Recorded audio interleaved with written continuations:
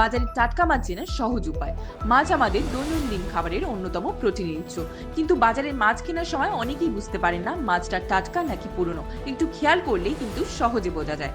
প্রথমেই দেখো মাছের চোখ। টাটকা মাছের চোখ স্বচ্ছ, ফুলে থাকা ও উজ্জ্বল হয়। যদি চোখ দেবে যায় বা ঘোলা দেখায় তাহলে বুঝবে মাছ পুরনো। এরপর দেখো গিল বা ফুলকা। টাটকা মাছের গিল লালচে বা গোলাপি রঙের হয়, পুরনো মাছের গিল বাদামি বা কালচে হয়ে যায়। ত্বক ও আঁশও গুরুত্বপূর্ণ। টাটকা মাছের ত্বক চকচকে ও মসৃণ হয়, আঁশ সহজে খুলে যায় না। আর মাছের গন্ধ, যদি নোনা বা সামুদ্রিক গন্ধ হালকা লাগে বুঝবে টাটকা, কিন্তু তীব্র বা পচা গন্ধ এলে সেই মাছ না কেনাই ভালো।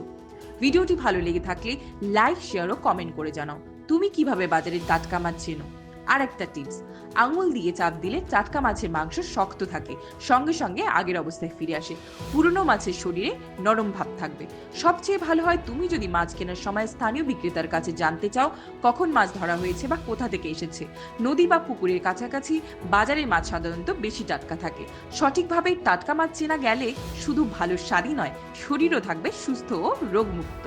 আর আরো এমন ভিডিও পেতে হলে ফলো এবং সাবস্ক্রাইব করুন ফিশারি নিউজ বাংলা। মাছ চাষীদের পাশে, মাছ চাষীদের সাথে, কারণ মাছ আমাদের সম্মান।